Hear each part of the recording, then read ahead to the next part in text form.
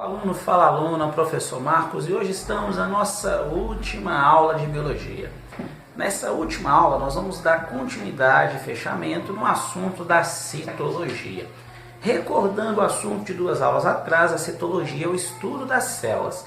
Nós aprendemos nessa aula passada e na aula anterior que quando nós falamos sobre células, existem células que são classificadas como procariontes e células que são classificadas como eucariontes. As procariontes são células mais rudimentares, mais antigas, menores, se reproduzem mais rápido, porém não possuem a mesma quantidade de organelas ou de componentes que uma célula eucarionte possui. Falamos que a célula eucarionte é aquela célula que possui um núcleo formado, que tem várias organelas, que possui um sistema altamente complexo se comparado às células primitivas procariontes. E para fechar a nossa citologia, nós vamos falar hoje sobre transporte através das membranas. Como de costume, como eu havia dito na primeira aula de citologia, vamos para mais um mapa mental. Observem que esse mapa ele vai falar sobre o transporte pela membrana. E eu queria focar sobre o significado dos 2 tipos de transportes que existem através da membrana plasmática. Esses 2 tipos nós chamamos de transporte ativo e transporte passivo. Você vai observar lá no canto superior desse mapa mental que eu preparei para vocês que existe o passivo, que é o que está em vermelho, e o ativo, que tem a setinha e que está na cor verde. A diferença é muito simples entre o transporte ativo e o transporte passivo. Quando nós falamos sobre o transporte passivo, nós estamos falando sobre um tipo de transporte onde não ocorre gasto de energia do sistema membranoso. E quando nós falamos sobre o sistema de transporte ativo, já é um sistema onde ocorre um gasto de energia. Esta é a classificação, esse é o significado básico. Porém, eu quero entrar em algumas questões com vocês, ainda observando esse mapa mental que eu preparei para essa nossa aula de hoje. Existem várias formas de transporte pela membrana. As mais comuns delas, existem outras além destas, mas as mais comuns delas eu trouxe para vocês. Como, por exemplo, a difusão simples, a difusão facilitada, a osmose. Existe ainda o que nós chamamos de endocitose e a exocitose. E alguns até colocam um outro termo que é a plasmocitose. Porém, o que eu queria destacar com vocês? Quando nós falamos sobre o tipo de transporte ativo, nós estamos falando sobre um tipo de transporte que ou ele vai ocorrer geralmente por uma endocitose ou ele vai ocorrer por uma exocitose. Esse é o transporte ativo. Professor, qual a diferença da endocitose para a exocitose? Que é um conteúdo que nem está aí no mapa, mas que eu vou explicar de forma bem básica para vocês.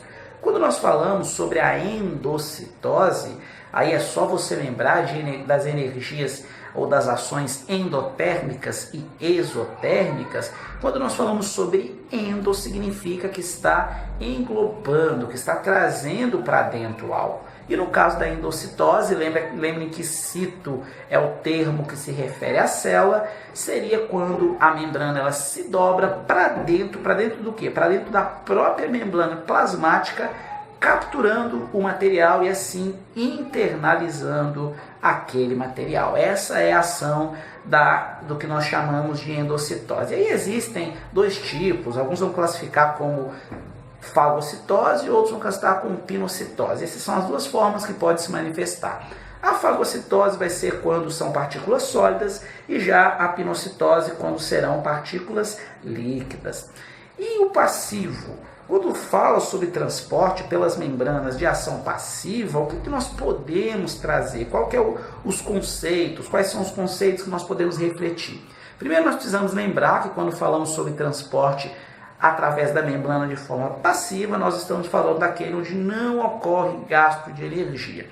E ele pode se manifestar basicamente de 3 formas: osmose, difusão e difusão facilitada. Ah, professor, mas qual a diferença entre cada uma dessas ações? Porque já que a endocitose é quando a membrana se dobra para trazer para dentro do citoplasma, para trazer para dentro da estrutura algum determinado material, internalizar, e já que a exocitose é quando as moléculas elas são levadas para fora, por isso que chama exocitose, seria um transporte de grandes moléculas através da membrana do citoplasma para fora, ou para o que nós chamamos de fluido extracelular.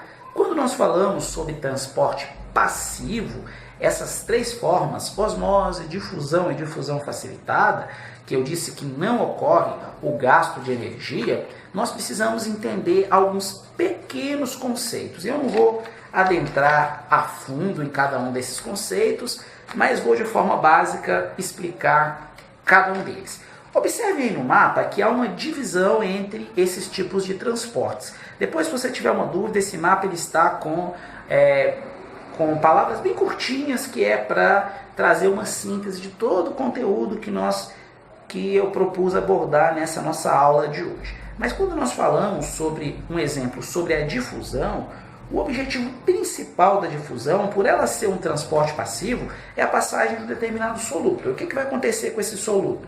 Ele vai passar de um meio que é um meio mais concentrado para um meio menos concentrado. É como se você pegasse um copo de água, que ele está cheio, e tem um outro copo que está só com um pouquinho de água. Se você fosse fazer uma ação, logicamente, dinamizando, né, a difusão, se você fosse fazer uma ação de difusão, você pegaria esse copo de água mais cheio e colocaria no recipiente como se fosse uma membrana, o recipiente que tem a menor quantidade de água receberia essa quantidade maior. Isso seria um modelo de difusão.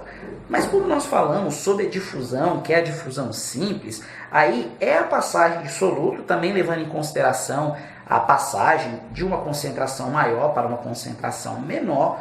Porém, nós estamos falando sobre um item que é a bicamada lipídica. Ah, professor, o que é essa bicamada lipídica? É muito simples de entender se você se recordar das aulas sobre glicídios e lipídios. Os lipídios são espécies de óleos e gorduras que fazem parte, que são um dos componentes celulares.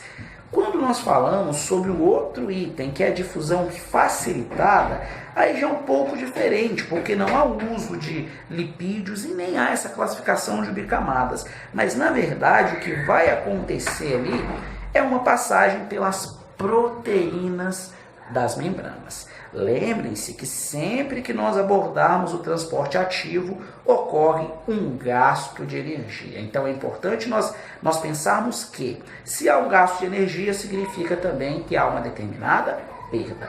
E para fechar, vamos falar sobre osmose. Osmose é bem simples, é o entendimento sobre a passagem de água entre meios aquosos, né, com a transformação de solvente. E além disso, vai do meio menos concentrado para o meio mais concentrado. Lembra que quando eu falei sobre a difusão, nós falamos que a difusão ela ocorre do meio mais concentrado para o meio menos concentrado? Aí já fica simples de você diferenciar a difusão da osmose. A osmose vai ser o contrário, vai do meio menos concentrado para o meio mais concentrado. Professor, mas existem outros meios quando nós nos referimos ao transporte de membranas? Na verdade, vão existir classificações, como meios que são isotônicos, hipertônicos ou meios que são hiportônicos. Para a gente, nessa aula de hoje, não há muita preocupação de estudarmos isso. Eu queria concluir, voltem aqui para mim, vamos fechar aí o mapa mental dessa nossa aula. Eu queria concluir fazendo o seguinte destaque. O que nós precisamos entender, o que você deve sair como conteúdo e conhecimento dessa nossa última aula de citologia.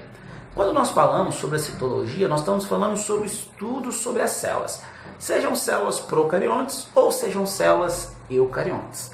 Ao longo dessas 3 aulas de citologia, vocês vão observar que o foco maior foi nas células eucariontes. Por quê? A maioria dos seres vivos são seres eucariontes. Lembrem-se que nós falamos, os seres procariontes são as bactérias. Por mais que eles são os primeiros seres, eles são seres, as células primitivas, mas houve uma evolução e essa evolução gerou seres eucariontes, bem mais complexos, com várias estruturas. Já nessa aula, quando nós falamos sobre transporte através das membranas, vocês precisam simplesmente entender que, quando nós falamos sobre um transporte passivo, por que ele é passivo? Porque não há um gasto de energia. Já no caso do transporte ativo, ocorre um gasto de energia. Se você ficou com alguma dúvida, dá uma relida no material de apoio, ouve essa aula, assiste essa aula, que eu tenho certeza que todas as dúvidas elas serão sanadas. Um abraço a todos e até a próxima.